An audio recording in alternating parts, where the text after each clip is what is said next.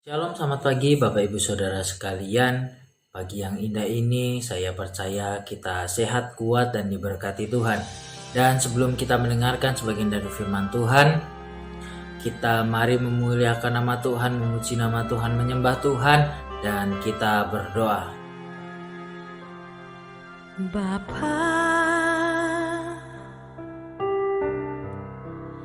pegang tanganku,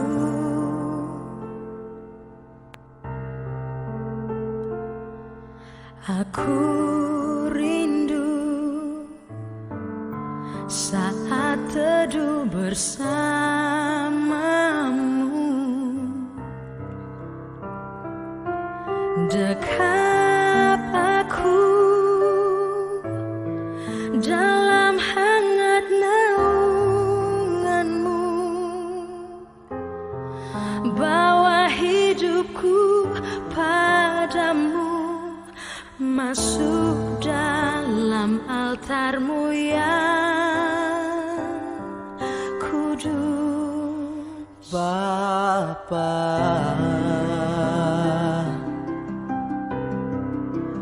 pegang tanganku,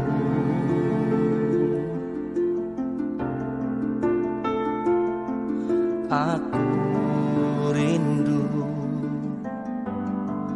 tinggal di dalam hatimu. Engkau terang yang membuatku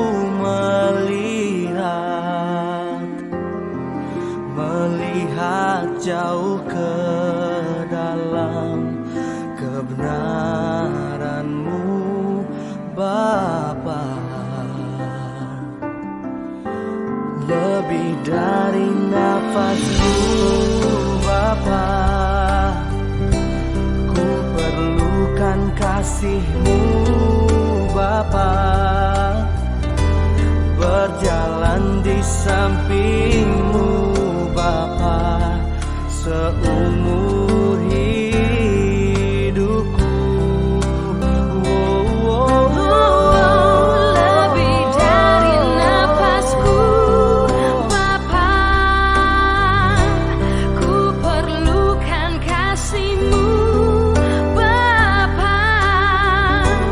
Peganglah tanganku, ya Bapa, untuk selamanya.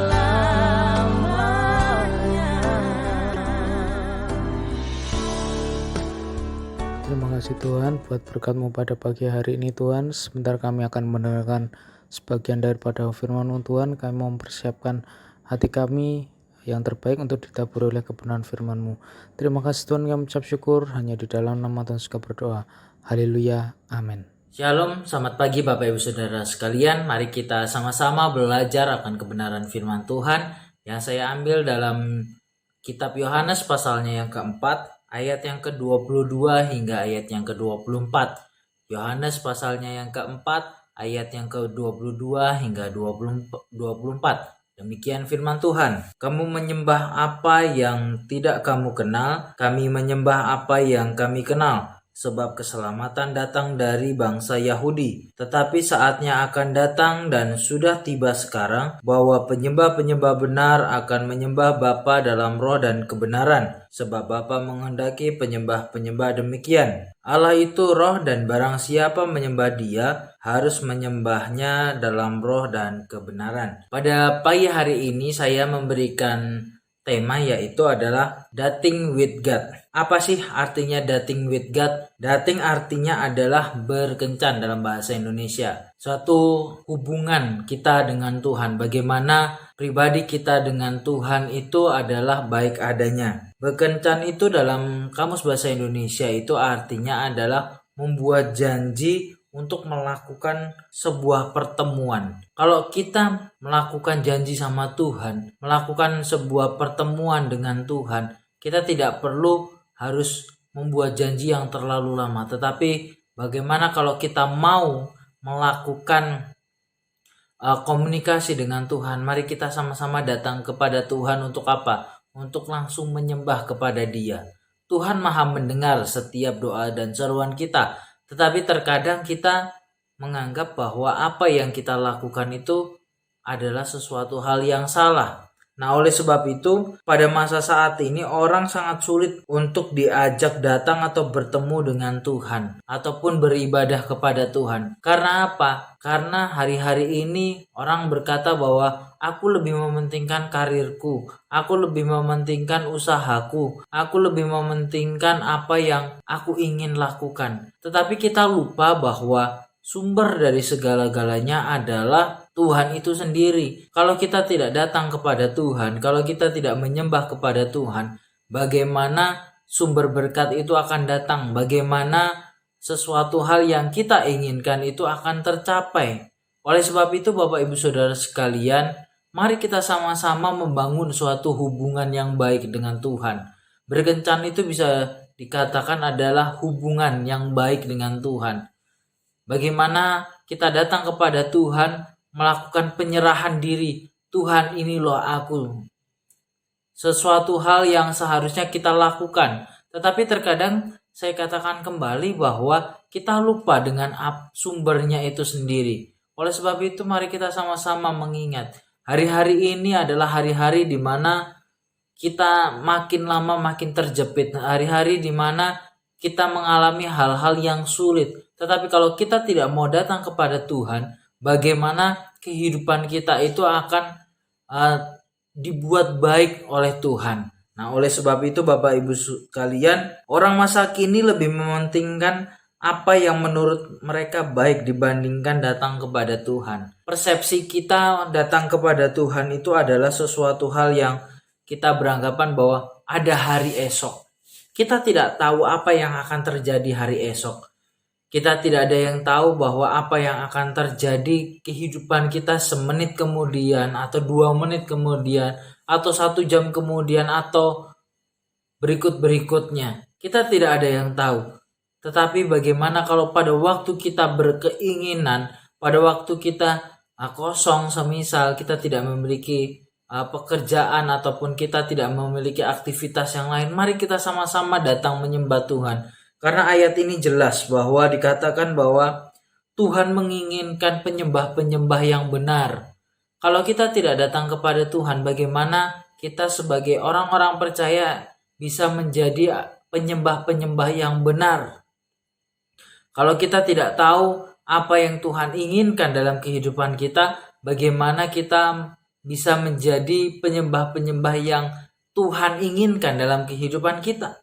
Oleh sebab itu Bapak Ibu Saudara sekalian, apa sih yang membuat hubungan kita dengan Tuhan itu kurang intim? Hari-hari ini kita tahu bahwa masalah COVID-19 ini ada di depan mata kita. Terkadang kita menganggap, ya sudahlah, masalah ini membuat kita itu terlena dengan apa yang ada. Karena saya percaya bahwa kalau Tuhan sudah sediakan pasti akan baik adanya. Tetapi kita hari-hari ini tidak mau melihat proses yang ada.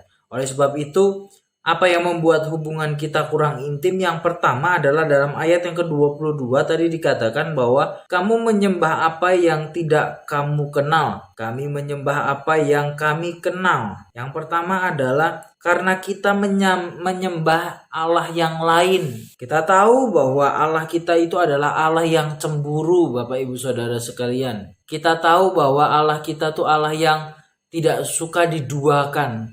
Tetapi terkadang kita menduakan Tuhan, mungkin secara tidak sengaja kita melupakan Tuhan karena kita beranggapan bahwa pekerjaan kami ini lebih penting daripada beribadah atau datang kepada Tuhan. Tetapi kita tahu bahwa sumber dari segalanya adalah semua karena anugerah Tuhan. Nah, jangan sampai apa yang kita lakukan itu membuat hubungan kita itu kurang intim, Bapak Ibu Saudara sekalian. Jangan sampai kita juga menyembah Allah yang lain. Karena di ayat 22 dikatakan tadi bahwa kamu menyembah apa yang kamu tidak kenal, sesuatu hal yang miris buat kita. Kita tidak mengenal Tuhan kita. Kita tidak mengetahui kebesaran Tuhan seperti apa. Tetapi kita melihat bahwa apa yang kita lihat di depan kita itu adalah sesuatu hal yang bisa membantu kita. Oleh sebab itu Bapak Ibu Saudara, apa yang membuat kita lebih suka dengan Allah yang lain? Yang pertama di situ dikatakan bahwa karena Allah lain itu memberikannya secara instan, sekejap mata. Seperti kita tahu bahwa kalau kita membutuhkan keuangan atau apapun, kita bisa datang ke Gunung Kawi. Untuk apa? Untuk meminta kekayaan, untuk meminta sesuatu hal yang kita butuhkan hari ini. Tetapi apa yang terjadi kalau kita datang ke sana? Pasti ada sesuatu hal atau ada tumbal yang harus kita berikan. Apakah itu yang bisa menyukakan hati Tuhan? Itu yang membuat Tuhan itu tidak suka dengan apa yang kita lakukan. Jangan sampai kita melakukan hal yang seperti ini. Lalu yang berikutnya adalah apa yang membuat kita lebih suka dengan Allah yang lain adalah karena apa yang ditawarkan itu lebih menarik, lebih wah. Tetapi Tuhan kita memberikan sesuatu hal yang step by step, satu per satu. Nah, kita mau tidak menikmatinya. Mungkin secara manusia kita bisa katakan bahwa itu sesuatu hal yang tidak menarik, Bapak Ibu. Tetapi pada waktu nantinya kalau kita mendapatkan apa yang Tuhan janjikan, pastinya sebenarnya menarik. Tetapi kita mau tidak mengikutinya. Lalu yang berikutnya adalah kalau Allah lain yang berikan adalah sifatnya fana, tidak kekal, Bapak Ibu Saudara sekalian. Apakah kita mau menjual sebuah keselamatan ataupun hal-hal yang kekal itu terhadap hal-hal yang sifatnya itu fana, yang mungkin hari ini kita bisa dapatkan, tetapi esok-esoknya kita mungkin tidak bisa dapatkan. Jangan sampai seperti itu Bapak Ibu Saudara sekalian. Tetapi saya percaya bahwa umat-umat Tuhan di GSPDI Sleman pastinya memiliki iman yang kuat dan memiliki hubungan yang intim dengan Tuhan. Lalu yang kedua, apa yang membuat hubungan kita dengan Tuhan kurang intim? Yang kedua adalah karena kita datang tidak dengan kesungguhan hati. Dalam ayat yang ke-22 bagian yang terakhir di sana dikatakan sebab keselamatan datang dari bangsa Yahudi. Dalam bahasa yang lain di sana dikatakan bahwa apa yang kita dapatkan itu dari orang-orang yang benar-benar datang menyembah kepada Tuhan, Allah kita yang hidup. Nah, oleh sebab itu kalau kita tidak datang kepada Tuhan, apakah yang akan kita dapatkan? Apakah sesuatu hal yang baik kita dapatkan atau sebaliknya? Ataupun semisal kita datang kepada Tuhan hanya 50%, Tuhan akan memberikan hal yang sama. Tuhan hanya memberikan 50%. Kalaupun kita memberikan kepada Tuhan, hati kita hanya 25%, Tuhan melakukan hal yang sama. Tuhan memberikan hanya 25%. Dan seterusnya Bapak Ibu Saudara sekalian. Oleh sebab itu apa yang membuat kita tidak fokus dengan apa yang kita berikan kepada Tuhan, dengan doa-doa kita ataupun dengan penyembahan kita? Yang pertama adalah kita datang itu dengan pemikiran dan masalah yang ada. Yang kita pikirkan pada waktu kita berdoa hanya masalah dan masalah. Tetapi kita tidak mau menyerahkan permasalahan kita kepada Tuhan. Kalau kita menyerahkan permasalahan kita kepada Tuhan, saya pastikan bahwa masalah kita akan selesai hari itu. Tetapi kalau kita menganggap bahwa masalah ini sesuatu hal yang membebani kita, membuat hubungan kita dengan Tuhan makin tidak intim, itu sesuatu hal yang salah. Karena apa? Karena itu saya anggap bahwa itu adalah ketidakfokusan kita. Lalu yang berikutnya adalah karena kita kadang-kadang malas untuk berdoa. Karena kita tahu bahwa berdoa itu pastinya membawa ngantuk dan sebagainya. Itulah sesuatu hal yang seharusnya kita lawan. Lalu yang ketiga yang membuat kita tidak fokus karena kita beranggapan kita menyembahkan ada hari esok. Besok aja deh kita berdoanya. Hari ini malas, saya mau beristirahat dulu. Wah malas saya hari ini mau santai-santai dulu dan seterusnya. Itu hal-hal yang membuat kita tidak bisa fokus Untuk apa? Untuk kita bersama-sama mendapatkan sebuah keintiman dengan Tuhan. Mari sama-sama Bapak Ibu Saudara sekalian, mari kita sama-sama fokus dengan apa yang Tuhan ingin berikan dalam kehidupan kita. Kalau Tuhan sudah janjikan sesuatu hal yang baik, mari kita sama-sama menikmati proses yang ada. Lalu yang terakhir adalah yang ketiga, belum pernah bertemu secara pribadi. Dalam ayatnya yang ke-24 di sana dikatakan bahwa Allah itu roh dan barang siapa menyembah Dia harus menyembahnya dalam roh dan kebenaran. Harus menyembah roh dan kebenaran itu adalah pertemuan pribadi dengan Tuhan. Kalau kita tidak mengenal Tuhan kita, bagaimana kita mau datang, bagaimana kita mau beranggapan bahwa Tuhan itu adalah sahabat kita, bapak kita, ataupun teman kita dan sebagainya. Kalau kita tidak mengenal beliau secara pribadi, Tuhan kita itu seperti apa? Bagaimana kita bisa mendapatkan kasih Allah dalam kehidupan kita?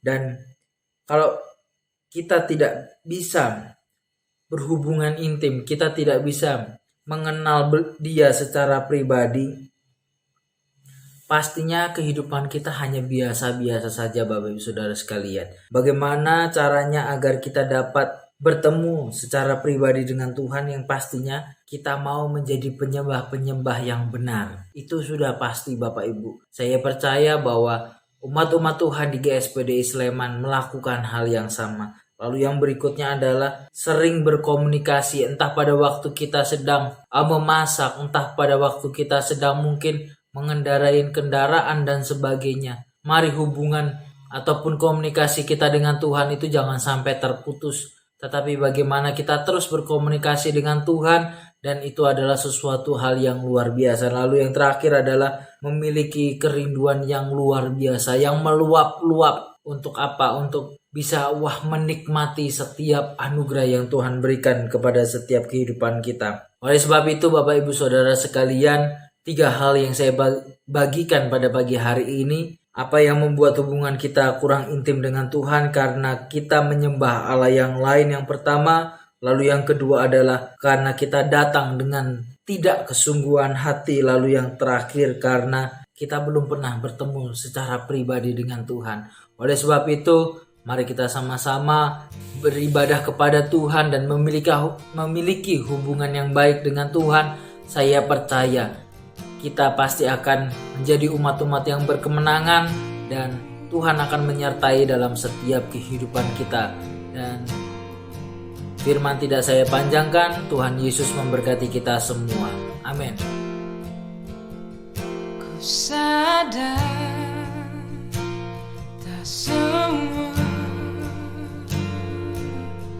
dapat aku miliki di dalam hidupku. Hatiku percaya rancanganmu bagiku adalah yang terbaik. Walau ku tak dapat melihat semua rencanamu, namun hatiku tetap memandang padamu. Kau tuntun langkah, walau ku tak dapat berharap atas kenyataan hidupku,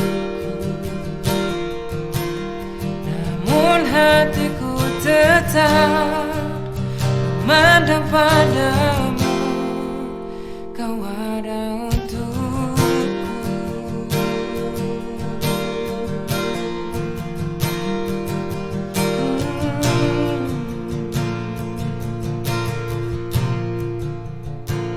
Ku sadar tak semua dapat aku miliki di dalam hidupku. Hatiku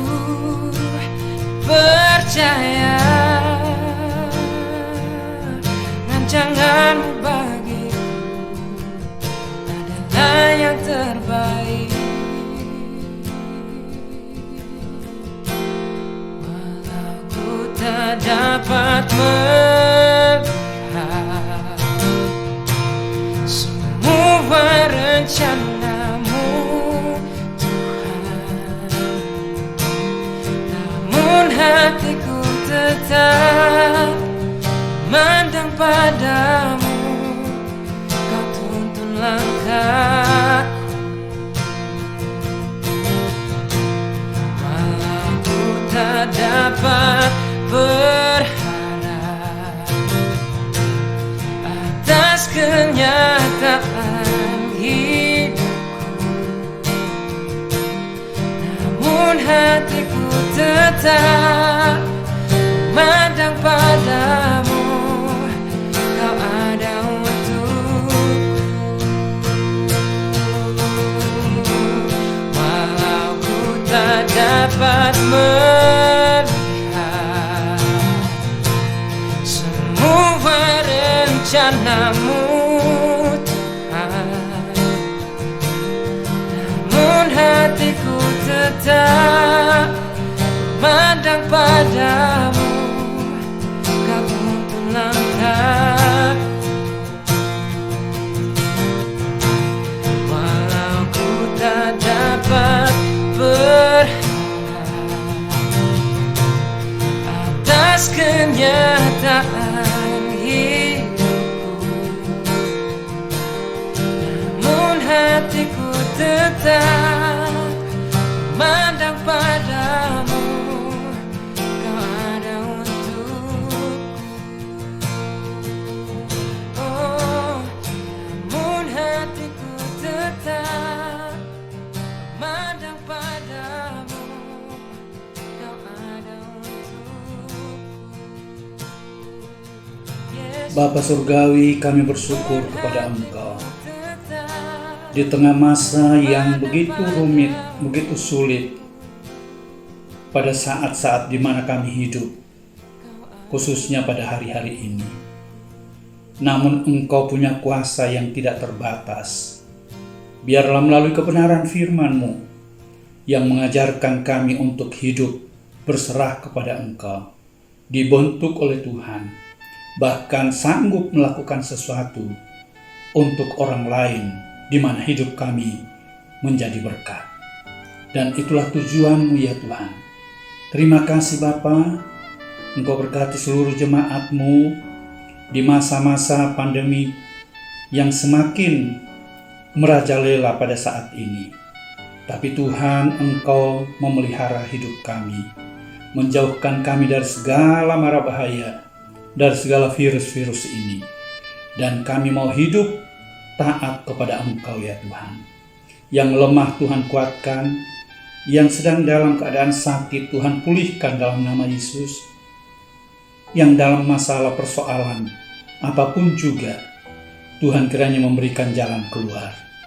Untuk bangsa dan negara kami, Tuhan pulihkanlah bangsa kami, lawatlah bangsa kami dengan berbagai usaha yang telah dilakukan oleh pemerintah, dari Bapak Presiden, Wakil Presiden, seluruh jajarannya, pemerintahan tingkat pusat, daerah, sampai pelosok-pelosok.